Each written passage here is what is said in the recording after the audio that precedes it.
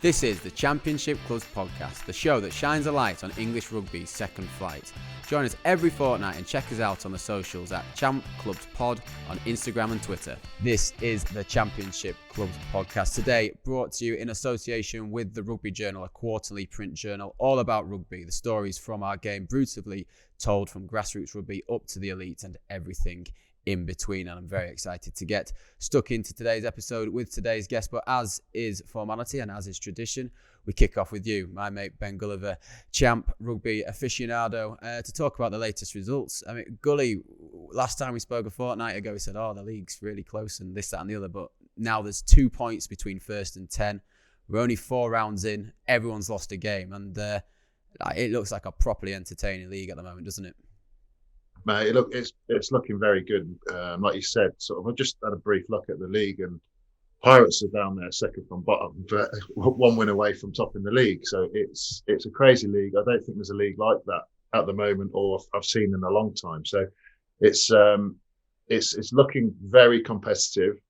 Looking at the fixtures coming up this weekend and the ones gone, there's been one anomaly, which was the Ealing game, but by all accounts, Notts didn't send their strongest team down there, and they're being quite strategic with their approach to the league, which is good when they're on a skinny squad. So it's exciting times for the Championship on the field, which is great, which is what we like to showcase on here every week, and or every other week as it is now.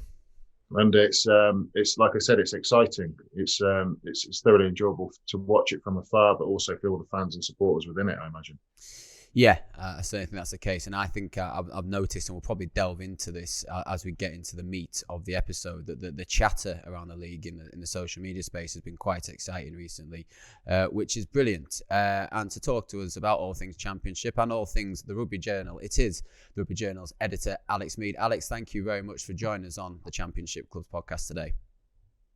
Thanks for having us, guys. I'm really excited, but I think what you guys are doing is brilliant. It's about time we had some quality content about the Championship out there in all formats. Thank you very much. I was just going to say, it's a pleasure to meet you. I've chatted on the phone the other week, and it's nice to have you on. And I think sort of when we started, we were trying to showcase sort of the Championship, which is a little bit undervalued at times. But I think with what you guys do at the Rugby Journal, but also what we're doing a little bit, it's sort of things, some positive stories coming about the league, which is one of our main goals of doing this. Yeah, there's so much depth to it. I think that's what always appealed. Like even when we started, I'm a huge fan of the Championship and always have been. And I think when you look at the people and the places and the characters, and it's a lot like the women's game to some degree, where there's so much characters there as well, because they've all got so much going on. And I think when you've got great stories to tell, it makes it easy when you're covering the Championship, because there is a lot of competition there too. So it's a very rich well from which to get content, I think. We certainly think so. Alex, let's delve into the Rugby Journal and what you're doing. I think we've alluded to it there, and you said obviously what I love and what obviously brings it to relevance in my mind is there is that focus on covering the game, not just at the pinnacle. I think in our sport there is obviously an awful lot of focus on the international game and the Premiership, and then I know you do an awful lot in that space, but also an awful lot done on the women's game. Very, very, I think, pioneering your coverage of the women's game, but the Championship, and then below, stories from the national leagues and the very grassroots level, finding these characters, these stories. And has that been a real sort of MO for the publication, or has that just sort of been a bit of a natural progression of where you found your audience?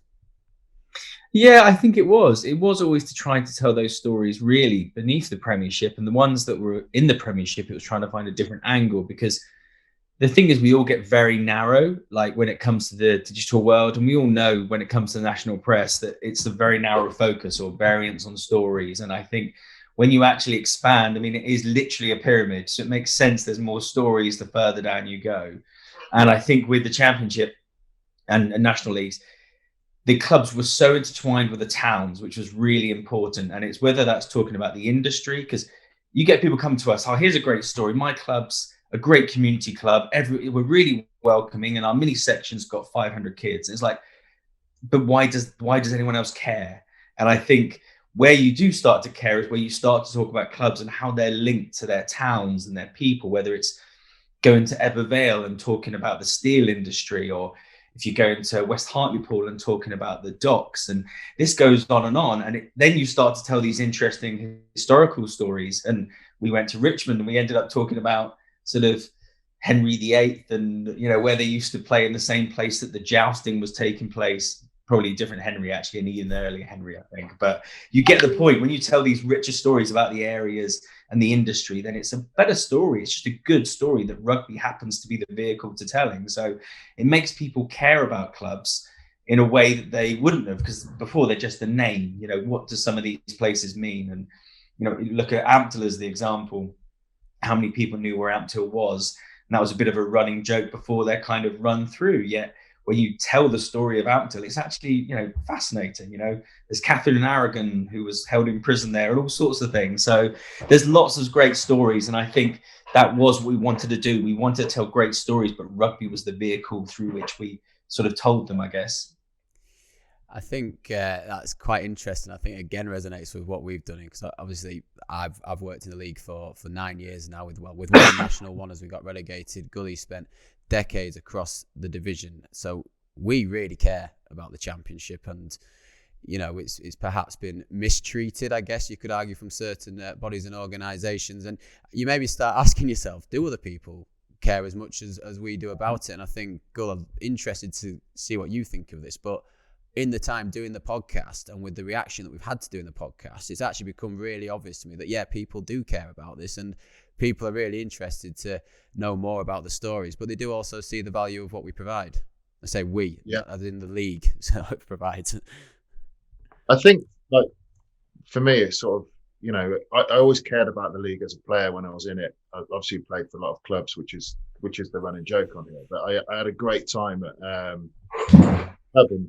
You invest your time, like you say, into the town, into the community, and the league is special in that sense because of those stories that we like to tell, and having the opportunity to tell them, is great. And the reaction we've been getting and the little bit more press that's been coming off the back of it is good. And it's not about me getting more press. It's about the league and more spotlight on it, and that's great, because I know, like, there's guys that we've got lined up to talk to that if we're not this space, or the Rugby Journal's not this space, then how do people know about what's going on in the league?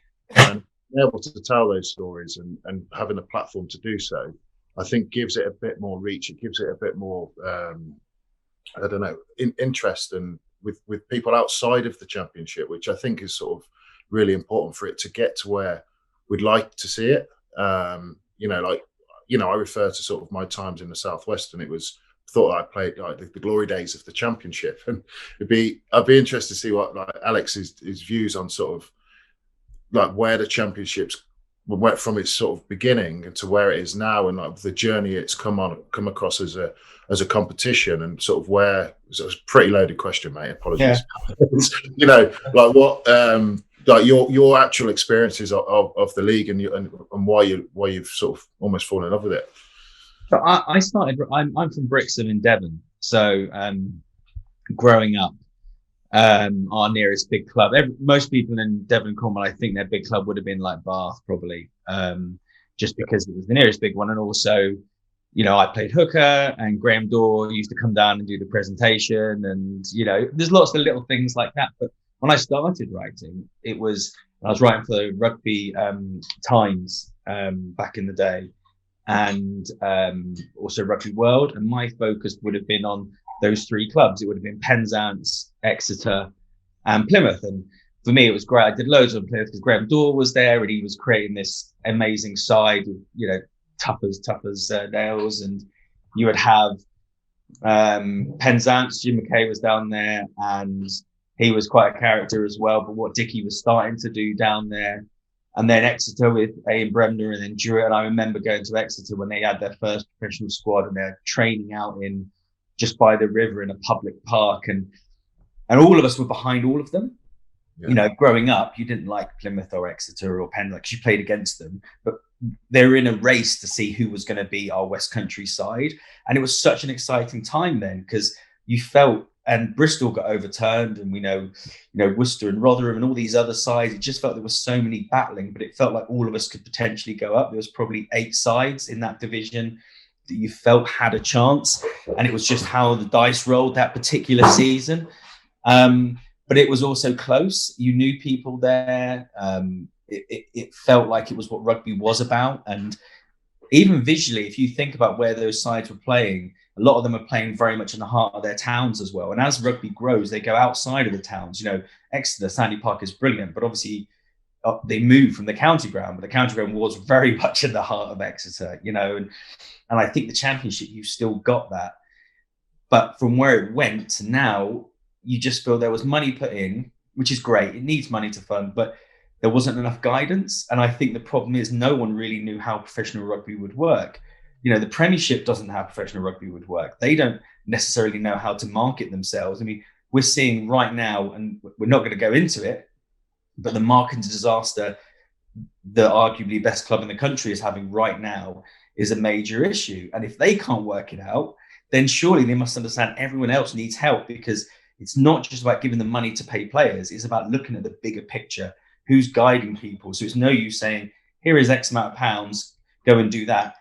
Help them, because everyone's got like amateurs helping them. It's people, volunteers, and you can't suddenly expect them to become professional, because as we saw at the start of professionalism, that happened and it was a disaster. You talk to anyone at Richmond about how they dealt with it, and you've got a guy who was just a volunteer who suddenly becomes the marketing director of a club. And I think it's just such a shame that we're in this situation now where, Cornish Pirates I'm going to go to, because as a Devon fan, we want Cornish Pirates to go up, because they're like the cousin that you don't like. You can say what you like about him, but no one else can.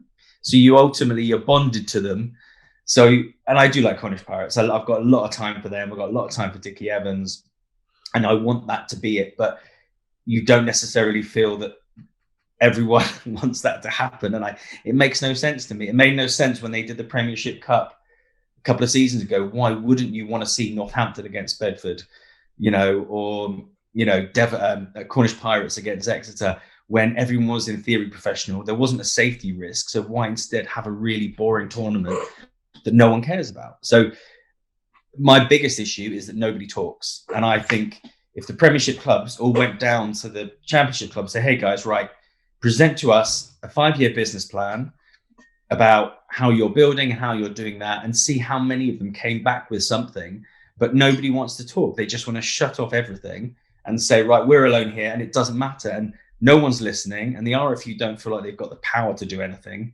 So it's just an utter shambles. We're literally in as worse a situation as we were in 1995, which is actually quite remarkable, I think.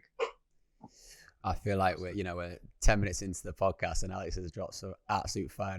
I'm here for it. I think it's great. And Gully, I could see you sort of nodding, feeling that you were agreeing with a lot of what was being said there. I think it is quite interesting. Professionalism. Obviously, I work in a Championship club now, and I've seen how the evolution of what we've done here has changed, and how it has gone from, as you said, volunteers taking up positions that in, say, a football club would be a really, really, really important, highly paid professional skill that someone's trained all their life to do. And it is constantly evolving. But now, unfortunately, I think clubs that have learned things perhaps over the last decade or however long that funding was available for have streamlined. But now the funding has been taken from them. So those lessons that have been learned, actually, they're now having to do with a much less resource than they had when perhaps they weren't as well placed to use it in the past.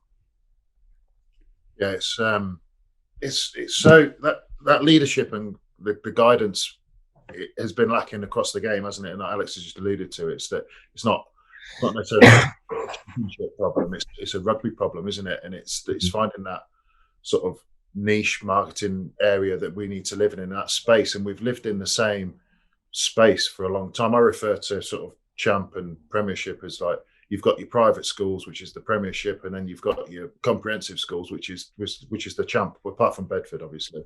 But but it's sort of, you feel like the forgotten group, don't you? And down in the Champ, and it's how it's okay. We'll recognise it, but it's how we break out of it, and I think that's like part of what the strategic review's about. And how does that look in 6 months, 12 months, and to have a genuine pathway, or not pathway is probably the wrong word, but progression, succession piece where, right, if we get this bit right now, where do these clubs look in 12 months? Where do they look in 18 months? And where does the league look as a competition? I think that's what I'd like out of the strategic review. I'm not sure what you guys think, but I think that's we're at that point. We're at that crucial point now. And you'd like to see numbers work, Dean. You'd like to see. So I'm going to use the World 12 as an example. When they came out, it was based on nothing. It was based on some old guys who used to play rugby. There wasn't a marketing person there saying, do you know what, there is an actual gap in this market. Here are the numbers. Here are the people that want it.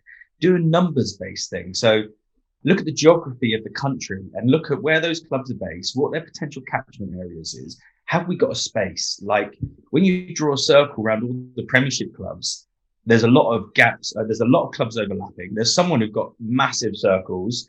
And, you know, just look at the women's game just briefly and how this alignment of clubs that don't sell out their grounds already, adding another team on top of it, playing them at the same sort of rough times. How does that make any sense? If you've got men's sides not working financially, how does adding women's sides to those when maybe there was a better solution? Maybe it should have been someone saying, well, actually, what we need to do is get all the funding to find how, let's say, Doncaster could have a women's team, because there's actually a market from there. They've done well with the women's game. The football team is questionable, and you know there's the potential there. But I feel it should be not more about numbers, and someone needs to sit down and do a review, not based on. I don't necessarily even think it's necessarily talking to rugby. It's saying, like, let's look at what these individual markets are. Let's look at the towns, the places, what their populations are, what their habits are, what they like to do, what they don't like to do. Would they spend money on a game? Make it an actual business model. You know, why are we doing something based on emotion when it should be based on numbers and marketing and figures, and whether there is a gap in the market for 12, 16, 10, 8 rugby sides and where they should be. Whereas we don't ever seem to do that. Everything seems to be driven by emotion, which is obviously I'm very emotional in talking about the fact that it should be driven by emotion. But I think the numbers have to come back into it at some point, because we've been over-egging rugby as a whole for too long, because we all believe the Six Nations is, there's 9 million people who watch the Six Nations, but they're not, so many of them are there and not there for the rugby. They're there for the rivalry between nations. They're just there to see England get a kick in against their neighbours. So you've just got to be realistic and sensible and mathematical, and, you know, treat it like a product, because that's what it is. It is interesting. I compare sometimes the Six Nations and the success of it to similar to horse racing. You know, the fact of the matter is your Gold Cup days at Cheltenham, your Grand Nationals, your derbies, they're going to sell well, but that's not going to mean that more people are going to go to Southwell on a Friday night. They're not necessarily there for horse racing. It is an occasion. It is an event. There is everything that's sold around it, and a razzmatazz.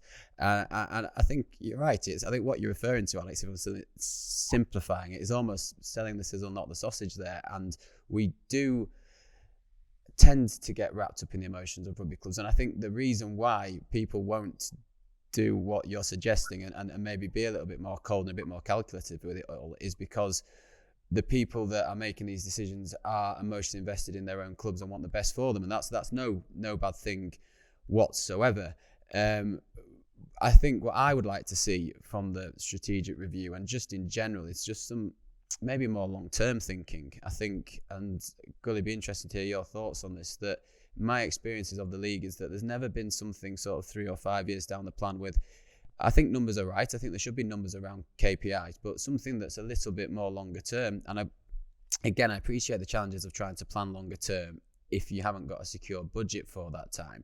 But if we haven't got objectives that are beyond the end of the season or the season after, how real is it that you're ever going to make a change more than just a sort of a stopgap fix, I guess? I think that for me, whether it's talking about ideas behind broadcast, and I know that's obviously a very hot topic around the Championship at the moment, or whether it's about lowering the demographic of crowds or hitting wider audiences, I just think there needs to be a longer term vision for it. And equally, where we sit in relation to our Premiership clubs and what our role is with them, there needs to be a longer, I guess, time scale of what we want to achieve.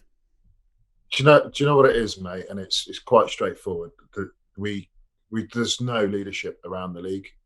I don't think. And there's talk of the group and the champ clubs group, whatever it is, and there's nothing that comes out whether from them or from. It's not necessarily always an RFU issue. There is a collective within the league that needs to. And I know we've got the review, but we're not sure anything's actually happened in that yet, from what we're hearing. So it's that genuine leadership. Where does it sit in the ladder? Where does the championship? We know it has value, but where can we sit it as a product, standalone product, with the option to go in the Premiership? I think the league is just lacking that guidance and that leadership that maybe the Premiership does have with the PRL committee. So I do think there is scope for that Championship Rugby Committee that could strategically market the league and it become its own sort of genuine competition that attracts potentially a broadcast deal or maybe a free to air, and see where it goes with it, because it's a good product. It happens every week.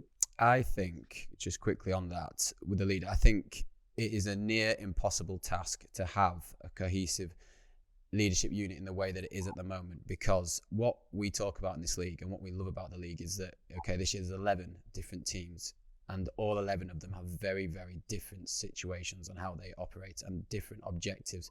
So to try and get a comprehensive one outcome and leadership for those 11 is very, very difficult, just because the 11 teams are in such vastly different situations.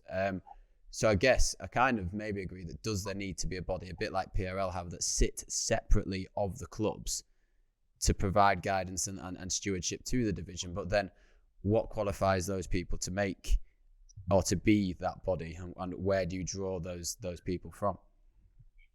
It almost needs to be independent, doesn't it? So that, rugby, again, how many people are in positions like, marketing, commercial, that lot, when their background was rugby? Do you know what I mean? Rather than marketing, like Saracens at least have a marketing person that comes from agencies, which is what you want, because they're used to dealing in research and data and marketing products. There's so many of them, the people, and I get why, and they've all got relationships, but you need to think professional. You have the best person in the job for what their skills are. And I think, that's what that body should be. There should be one who looks at them all individually and say, well, actually, what binds all of these clubs together? What are the actual commonalities that we can do? And how can we increase all of these clubs by 5%, whatever that, across the board? Here is the best practices in place for you. This is how you should be doing your marketing, your comms, and this is the things we can sell across each other. And don't sell this bit of your stadium, because we can do all that together. And we know that you've got a footfall of 10,000, you've got 5,000, you've got 2, you've got whatever, and we can increase everyone by a certain percentage if you had something in place that helped them, that was there to support them, but was a group of professionals across the key categories that you need to run a business, not a rugby club, a business. Because, the best CEOs in the world, they move from brand to brand. They're not the person who knows the most about washing powder or the person who knows about cars. They're the best person to run a business. And I think you can break a business up into sections. You can say, right, you've got finance, you've got marketing, you've got product, you've got X, Y, Z. And yes, you can have someone who sits in product that's looking at the rugby saying, do you know what? This is the problem with our rugby game. We need to trial this rule or see if we can get that. You can do that as well. But I think having that group of professionals from outside of the game, they can have an interest or a passion for it, but ultimately they've got 20 years in finance, PR, marketing, blah, blah, blah, successful, good brands that could genuinely assist them. And that would make a difference and that would represent them. And if suddenly the content that was coming out of the Championship was better than the Prem, people are starting to look at it.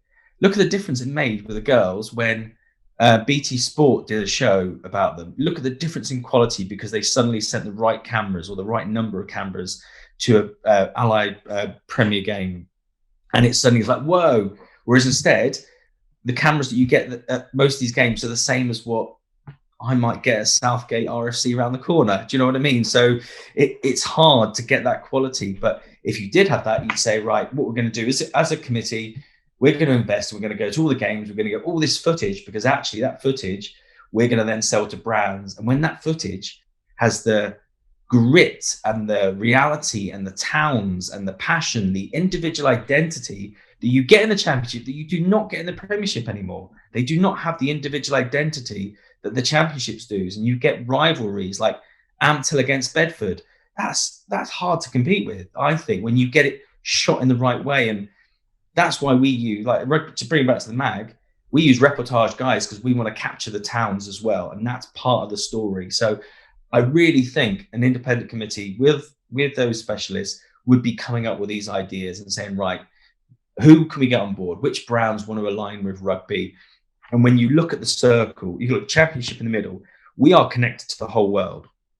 Like, we are connected by the nationalities that you've got there. You're connected because, you know, whichever Kiwi is playing in a whatever team, you guarantee he's been involved, knows the All Blacks, got connections back there.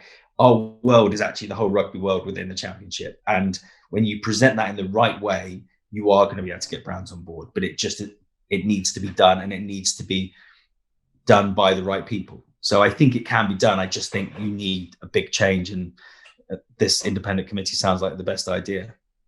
Wouldn't it be great if, you know, like when Sky had the champ rights, and it was great. Sky, it was as a player at the time, it was brilliant. Oh, we're on Sky, great. And then, like you say, the production of it was there's nothing against the guys that were commentating on it and being pundits of it, but they weren't people from within the league. Now there's a missed opportunity, isn't it? Really, because it's like, if you've got people that are from within the league, comfortable talking about the league and understand the stories from within it, like it becomes a better production, and then you get people then investing in it as watchers, and it becomes. I've never really thought of it like that before, and that's a genuine opportunity, I think. Well, you've got the actors, you've got the rivalries, you've got the stories there.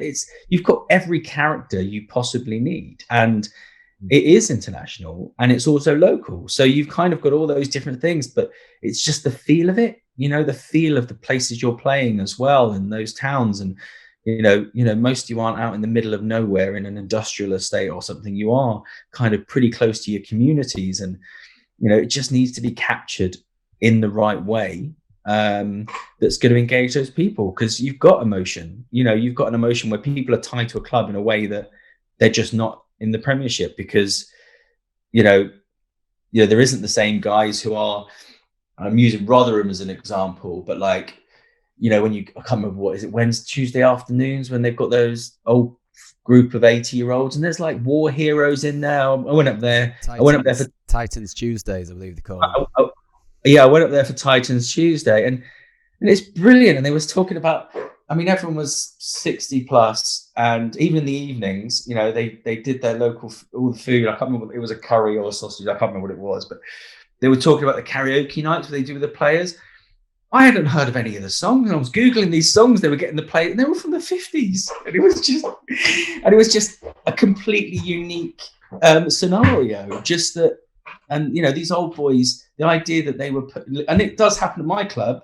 It happens at Brixham when there's a group of old vets, and it happens in a lot of clubs. But the idea that it's happening at that high level, where they're painting the railings, and an old boy who was an RAF pilot is fixing the lights, and then out on the pitch is going, you know, a bunch of professional rugby players. Where'd you get that? What a great story. And it's like the FA Cup, but on a daily basis, on a weekly basis. You know, if you watch Match of the Day and it's, I don't know, Kettering or some random club, you've got that, but then you've got this high level of rugby, and you've got everything else that comes in. You've got internationals in there. So you get both ends of the spectrum just in one place, in one regular division that happens every week. Preaching to the choir with us here, and we think that, you know, the characters and the stories of the league are one of the reasons why we started this up. And I do agree, it needs packaging, it needs finessing, and it needs producing in a way that makes it purchasable and spreading, I guess. I think that was a positive way to end that sort of segue, if you like. I wanted to talk about the opportunity for the Championship now. At the top of the show, we kind of said we felt that maybe the rhetoric around the league at the moment is quite positive, and that's not always been the case. You know, obviously you hear stories sometimes about players who've had to slog it out on awful wages and this, that, and the other. But recently, I think the fact that the league is only 4 games old and everyone's lost a game, and the fact that we've got some good clips going out across the socials with some nice rugby being played, the fact that Nick Dolly's in the England squad now, having been playing for Coventry last year as well. It feels to me, and obviously we had Mark Atkinson on the show last week. Congratulations to him, included in the squad for the autumn internationals. And there's a piece with him in the Telegraph on the back of that there seems to be an opportunity now for the Champ, and whether it's because of COVID and Premiership clubs cutting the cloth, that now more than ever this relevance it could be capitalised upon. Let's just dive into the rugby at the moment, because I do think the product is as strong now, despite the testing circumstances, as it has been for a few seasons. Mate, 100%. I mean, I've watched a couple of games, and I think the weather's helped a little bit, which is always a bonus. But that helps rugby across all levels. So, but it's like you say, the players like your Nick Dolly, that's popped out of the league last year now in an England squad. Aki was in it a long time ago, but the actual product on the field now is pretty damn good, and I think, like Aki referred to it last week, that those middle band of players that were in the Premiership, so the guys that wouldn't play, as I've got friends that were in and around it at that point, earning 80, 90 Ks a year. Now they've had to squeeze those guys out, and then it's sort of, you've obviously got your top end and then your lower end on wages, but there's a selection of players that are of that quality that would have been in a Prem squad, who are getting an opportunity to play, but also getting an opportunity to bounce back up. And as a result, we're seeing very tight games across the league. The spread of the good players is right across the league. Obviously, there's Ealing have a larger budget than most, but your Jerseys, your Pirates, Ampthill, Coventry, they can all beat each other. Hartby are having a great season to start to the season, and if you look down the league, you look at Hartby, like JB Brasilia's there, and you think, oh, geez, he's a good player.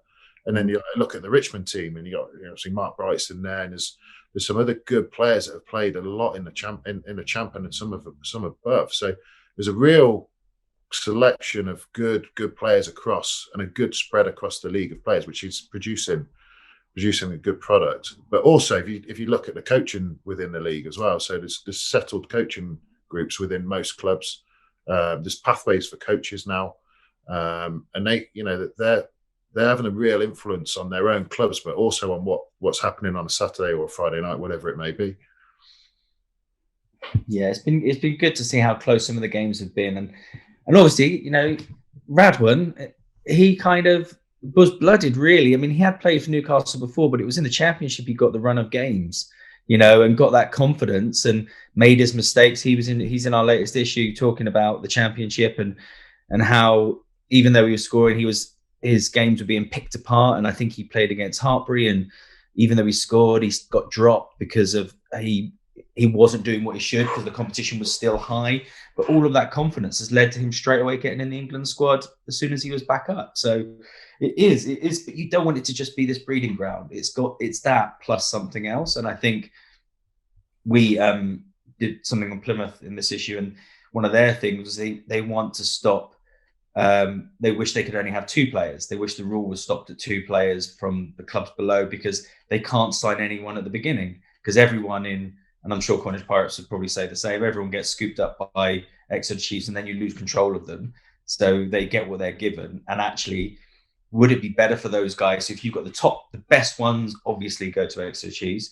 The ones down there that they take that maybe can't they, would they be better off being at Cornish Pirates from the start to manage their development, or a Plymouth Albion to manage it, and then as they progress then get snapped up? Because that helps those clubs, because then they can manage what their squad has got. So they're not just kind of getting the players they're given, they're actually being able to build a more solid squad, because they've got those local boys as well. Because a lot of those sides don't get their local players anymore. They get them if they happen to come back the second time around. But you just want it to be a little bit more. And that's where I think this review's got to be very careful, that you don't end up having too many partner clubs where it means that 7 or 8 players come in and out of a squad, and you lose the identity of a team, and it's not a team you can get behind, because there's not the players that you're seeing on a regular basis, or they're getting called back too quickly. So it's a very fine line, and I don't know which way it's going to go, to be honest. It's tricky. It's like I say, with the academies, there's that to go into the review as well, isn't there? Because the academies have their areas, And how does that then affect the growth of a Cornish Pirates that potentially wants to go into the Premiership, or a Doncaster? Doncaster's slightly different because there is a gap up there with the academies, but that side of it is, I imagine, something under discussion of the review.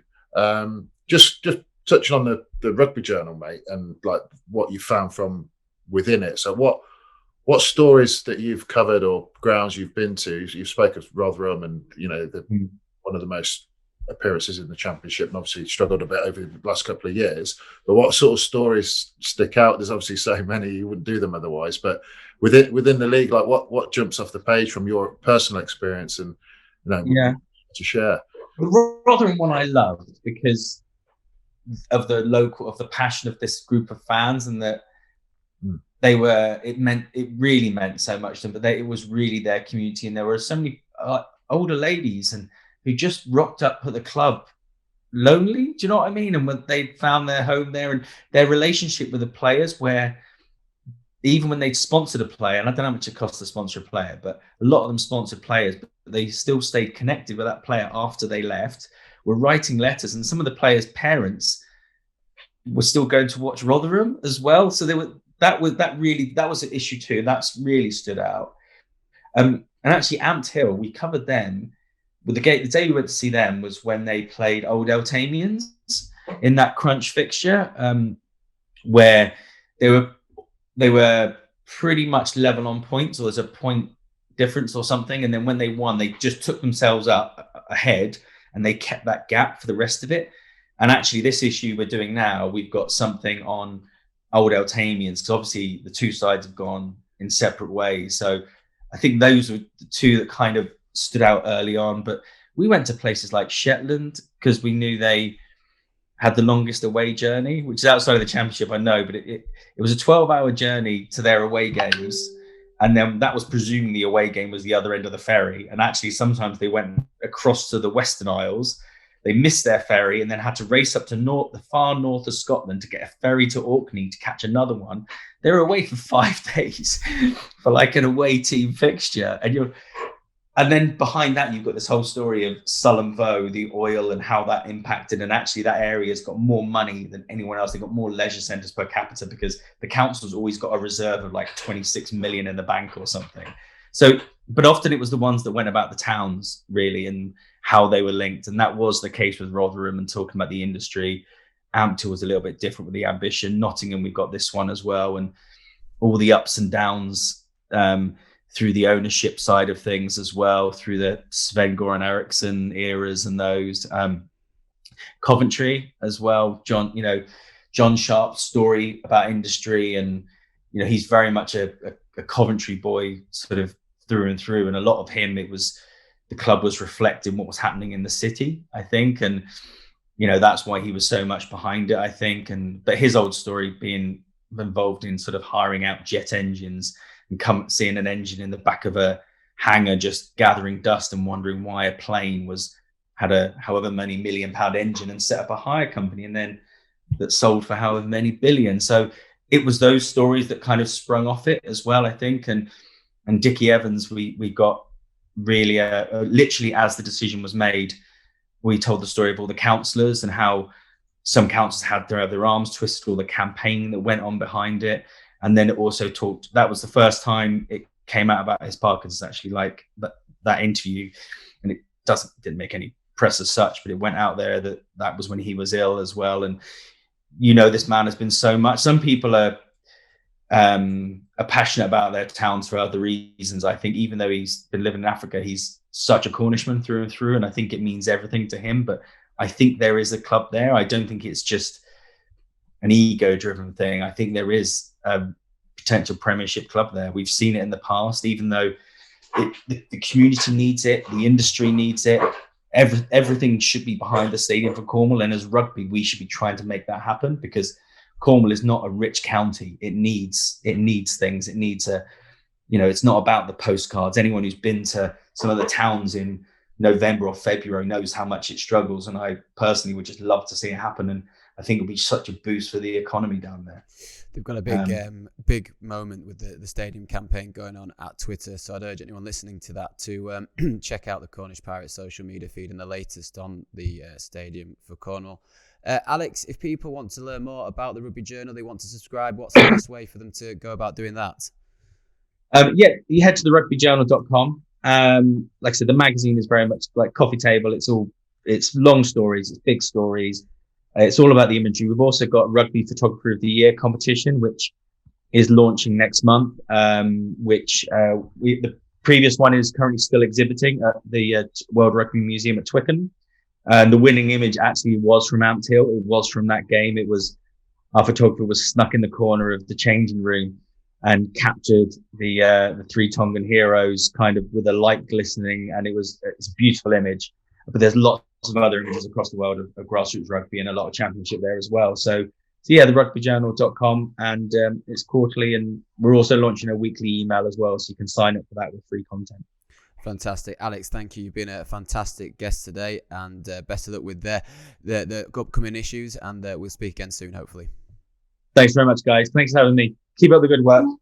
Cheers, Alex. You're listening to the Championship Clubs podcast. Be sure to follow us on social media at Champ Clubs Pod on Instagram and Twitter. Welcome back to part 2 of the Championship Clubs podcast, brought to you in association with the Rugby Journal. Guest number 2 has to be one of the Championship's most loved players, with one of the most extraordinary careers of any man to have played in the competition. It gives me great pleasure to introduce to the show Mark Bright. Mark, welcome to the show. Yeah, thanks, mate. It's good to be here. Let's dive into it. Obviously, signed with Richmond for the new season, evergreen, and just casually topping the Championship try scoring charts at the tender age of 43. It's like you've never missed a beat. How are you finding life with Richmond, Mark? Yeah, mate. I think it's been really refreshing. With COVID, I didn't play for probably 15 to 17 months. It's the longest break I've ever had in my whole rugby career, which has obviously been a long time. But yeah, I'm really enjoying it, and just love getting stuck in with the boys and getting back out there and playing. Do you know what's a bit frustrating here? I'm 40 years old. I'm looking at you, mate, 43. You're looking in great nick. You're still rocking in the champ, and I'm looking at myself on this picture going, fuck, what's gone wrong? You talk about like it being refreshing, being at Richmond, and why is that? Is it are you dovetailing a career now alongside the rugby, and what's different to Richmond to what from the last 15 months to when you last played, really? Yeah, so I've had to go like semi-professional now, so I'm back working. That's one of the other reasons why I played for Richmond. I'm working with Jimmy Litchfield and him, and there's a couple of other boys at Richmond at the time, and they were trying to get me over to Richmond last year before the COVID and stuff hit. And I said no, so I re-signed for Scottish. But I said to him, while COVID was going on, I said, if you can get me a job, I'll come over. And 3 days later, he rang me up. He said, I've got your job, so you must be signing that contract. So that's how it coming back. So I'm actually just upstairs in the house we're working on at the moment, doing a rear extension. So I'm on my lunch break. So we've just been digging the foundations for the footings for the foundations. So what is the day job then? Is it a bit of grafting? Is it just literally labouring, mate. So for the last 2 weeks we've been 5-6 days we've been just digging the footings for the foundations, which can be poured on Tuesday, Wednesday. So yeah, it's pretty full on, but yeah, it's good. It's good fun. Obviously, Mark, balancing sort of the career and the time at Richmond now. First came into the league, I believe, in 2011 and been a bit of a revelation. But you'd been over playing in the UK beforehand. So it was with Red Ruth, I believe. And looking through your bio, you did about 6 seasons just playing back-to-back seasons between Red Ruth and then back home with Tasman.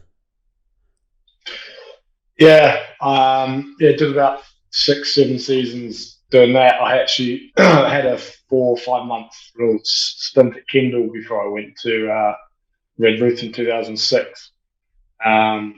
but yeah, I love that. Well, the only thing I didn't like about it was just had no sun. So I think the wife got sick of that and said to me, come 2011, we need to have a bit of a summer. So you might have to knock this on the head after the season. So, but one of the things that sort of helped me there was no pre-seasons. So I'm sure Gully will talk about and love a pre-season as well. I was just going into every season match fit, which was I found so much better than the pre-seasons where you get flogged for 12 weeks and then play first game and you're absolutely dying after 10 minutes. Mate, it's fascinating, really, because I first came across your name when I was down at Pirates, and then it was like listening, sort of seeing you doing the 2 seasons, and I can understand your wife saying that she wanted some sun from sort of at the winter down in the southwest to the winter back home, and you know it's quite a fascinating story. So you at the age you are now, you must. I mean, how many appearances have you made total in like your whole rugby career? It must be right up there with anybody within the game. Yeah, there's a few. Well, just England-wise, UK, I've done. I think it was 118 for Redruth, 52 for Ealing, 169 for Scottish, 4 for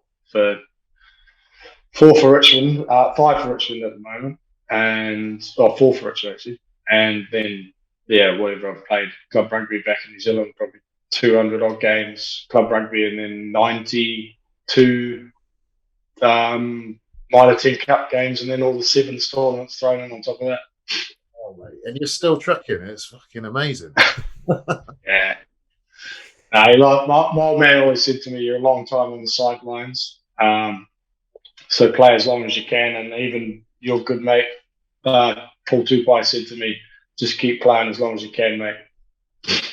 And genuinely, like the body's in a good place at the minute. You feel good, and you're obviously performing well at the weekend. Still, you're in a pretty good spot. Yeah, the body's all right, mate. To be fair, like it takes an extra day to get going, I suppose. But you know, now working now, it's I think that's sort of helping me a bit as well. It gets me going early on in the week and stuff like that. So, and we're doing a Tuesday and a Thursday night, so it's not overly bloody hard compared to when you're full time doing 4 days a week flat out. So I can't really complain there. So let's talk about obviously joining the league. So we discussed it. You were between Redruth and the Tasman for 6 seasons. Who first sort of got in touch to bring you into the Championship with London Scottish, and how was that your first experience of full time over here, or how would it work with what you were doing at Redruth previously? Yeah, when I got to London Scottish, it was full time. I was doing bits and pieces down in Redruth, but nothing major. It was mainly rugby and just looking after the 2 younger children then who are now a lot older. But yeah, my agent, who was really good, went to school with them for years and was a really good mate of mine. He got in contact with London Scottish, and it went from there really. I didn't know what I was going to do after the 2011 season in New Zealand, and then it sort of happened within 3 or 4 weeks towards the end of that season. And then once that finished, I was straight on plane back over to the UK. You had who would have been coach at Scottish at that point? Because I know I looked at one of the team sheets. You had a pretty tidy squad at that point, didn't you? Yeah, when I first got there, it was Simon Amor and Alex Mead was the coach. Was that when with PJ playing as well?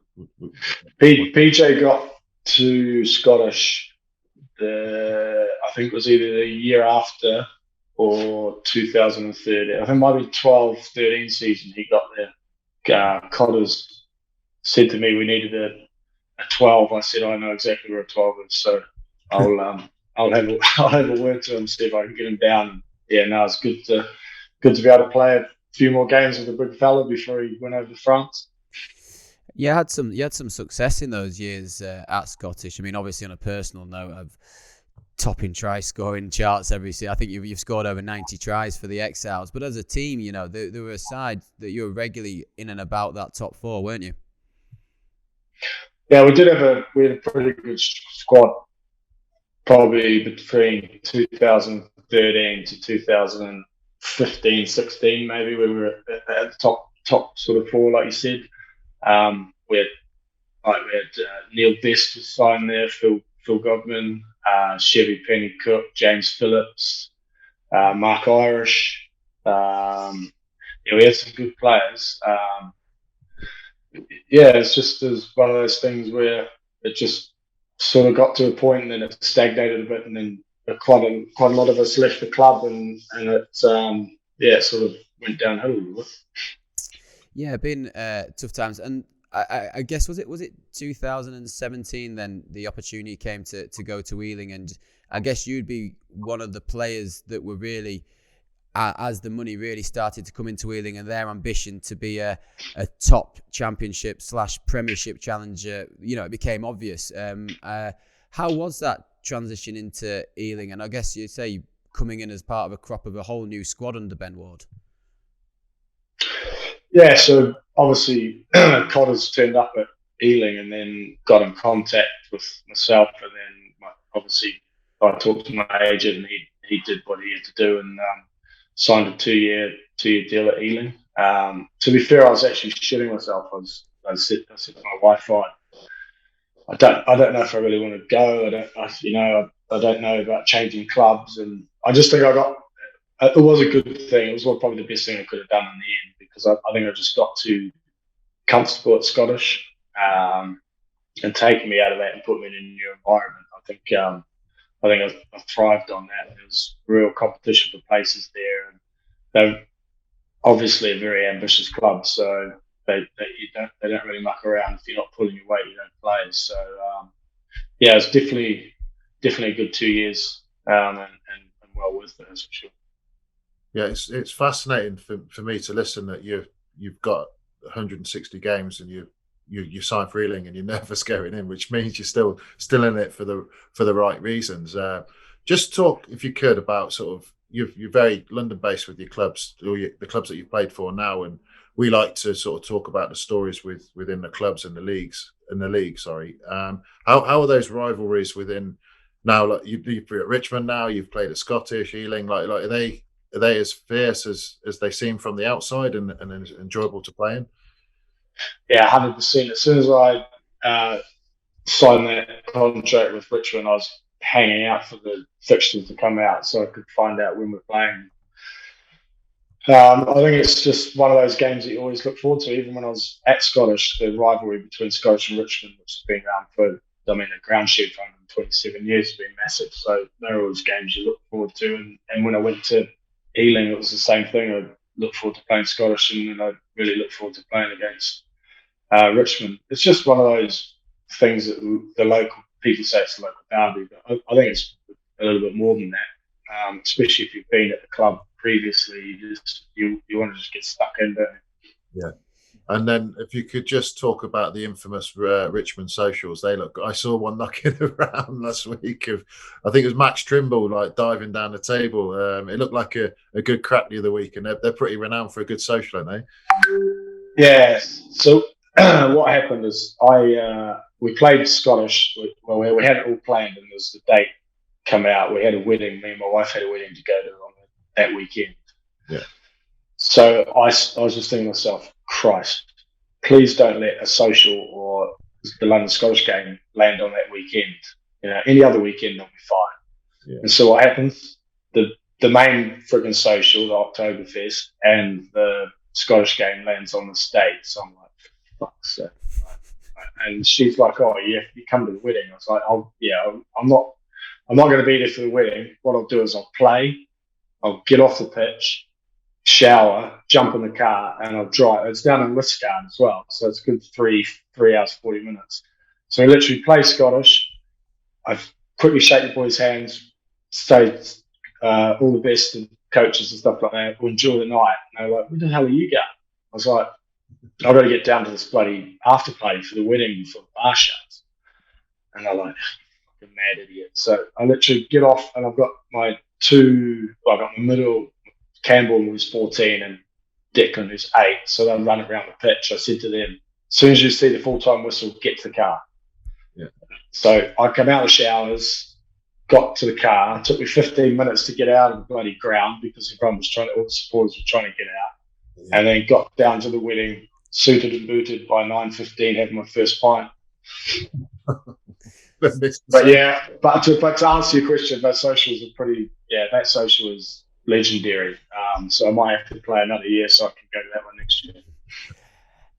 On a personal one, Mark, obviously you mentioned being nervous going to Ealing. It was there was some serious quality side in the years you went there. You played for 2 seasons, over 50 appearances, and I believe named the RPA's Championship Player of the Year. You were also included in the Commonwealth Games England 7 squad in 2014, and anyone that's followed the league over the last 10 years would definitely say Mark Bright's been a player at the very, very top of it. Was there ever an opportunity with the Premiership, or what, did it just not come your way? And was there ever interest elsewhere, maybe back home or outside of the league? Premiership wise, not. I think the big thing that my agent kept telling me is that they're all worried about my age. By the time I got to the Championship, I was, well, a lot younger than I am now. 30, 33 or something like that. No, I think I was seen as a bit past it by then. But as you said, then I went on, played at Commonwealth Games and represented England, the sevens. I think I was 35 then, and still managing to run around and do a half a good job at the moment. So, I mean, I'm pretty happy with what's happened, and hopefully it can continue for a little bit longer. What I don't know if it's a bit personal, but you've had such a long career. Like, what sort of like the main highlights that stick out to you? You mentioned the Commonwealth Games, but sort of from the rugby point of view, what's been like your biggest achievements, and is it the longevity or is it anything that sticks out? Yeah, I think it got to a point where I had a chat with my old man. I said, I really want to play till I'm 40. That was the main goal. But my personal highlight for me was definitely Commonwealth Games, and then representing England again in the World Series tournament over in Port Elizabeth. That was amazing. To run out, especially the Commonwealth Games at Ibrox Stadium, playing against Scotland with 50-odd thousand bloody supporters there, obviously cheering on Scotland, not England, was something that I'll never forget for the rest of my life. I think it's sort of just absolute testament to yourself, Mark. Obviously, asking that question, if there was ever any interest. I've been in and around the league for 9 years now, and the fact that at the start of me watching that, you were still sort of almost in your mid-30s, and now you've had so many consistent seasons of being at the absolute pinnacle of what we know to be a highly physical and obviously highly skillful division. I think is just absolute testament, as we say, still topping try scoring charts this year with Richmond. It is phenomenal, mate. Yeah, on the Championship, this is my 10th season playing. I just don't think it gets the credit it deserves. How it's not fully funded, I don't really understand. The amount of players, coaches, trainers, medicals, people that go from the Championship, either the Premiership or into an international setup, I don't think it's as well documented as it should be. But like a lot of people, I've talked to a lot of people about the Champ, and they hum and ha about it. But it is probably the most physical league that I've played in, compared to New Zealand, where it's a lot faster. But physicality-wise, it gets harder and harder every year. And to see the Champ fully funded would be a good day. Yeah, man, I fully agree, and it's sort of why we sort of got this up and running, was just to try and shine that light on it. I've spent a long time playing in it and played in the good times and the bad times of it, and it's great to hear you talking so positively about it. And we like to compare as well. It's interesting you doing a comparison with the New Zealand league, and it's a quick league over there apparently. Yeah, so just it's nice to hear that your value in it, having the experience that you do across the world in rugby. Yeah, definitely. Like I said, the New Zealand's a lot faster, but like coming over the first season I played over here in 2011, I was like, holy shit! Like, so the size of some of these boys, you just like, bloody hell. Like some of the forward backs you come across bigger than Premiership forward backs. You're just like, where do they get all these blokes? It's like they just go out and sign the biggest blokes, 8 biggest blokes they can find. It's ridiculous. But it's just a grind, isn't it? The champ. Everyone chucks the ball around for the first 3 or 4 months, and then the rain sets in, and then it's 10-man rugby, get to the corner and drive everyone to death. Has there been any? So that's a good way. I scored a lot of tries that way, so I don't mind. So it's fine. Has there been any sort of big changes that you've seen since joining the league in 2011? Any particular things that stick out, whether it's on the field, off the field? I think the competition has gone up a bit.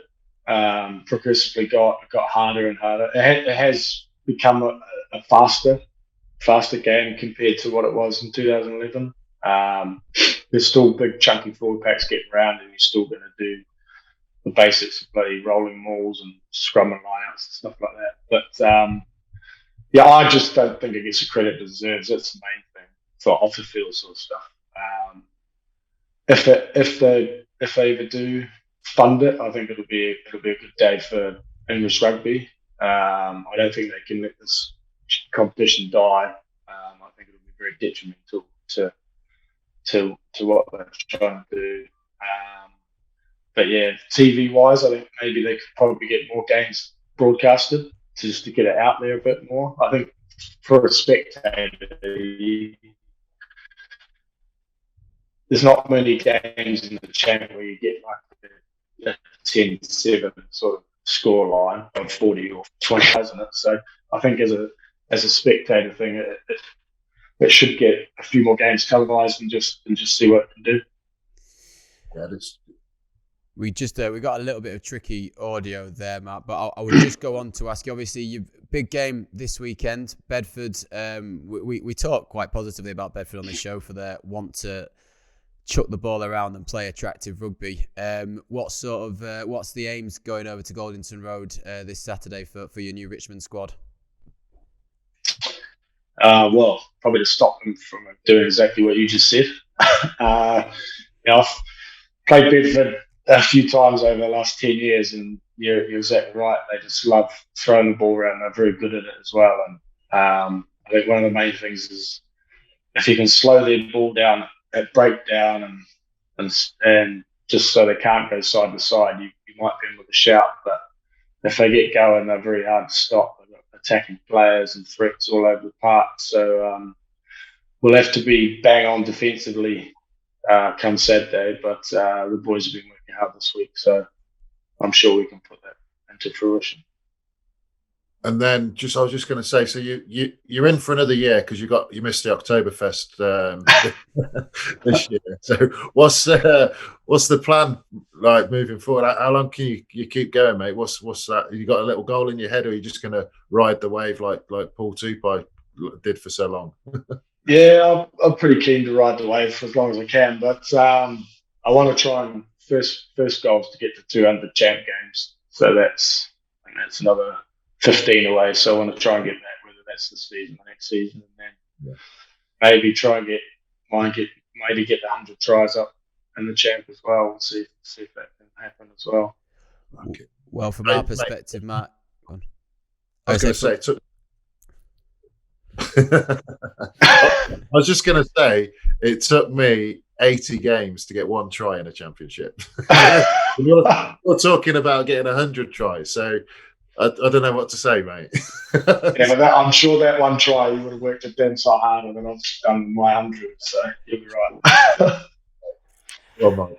I just wanted to say, Mark, from a championship rugby perspective, I hope that you keep playing to 100 and beyond. I hope that you score over 100 tries. You've been a real treasure of the division, and thank you very much for joining us on today's show. No worries, mate. Cheers. It's been a pleasure. Thanks, boys. That was the Championship Clubs podcast. Be sure to come back in a fortnight's time and follow us on social media at Champ Clubs Pod on Instagram and Twitter.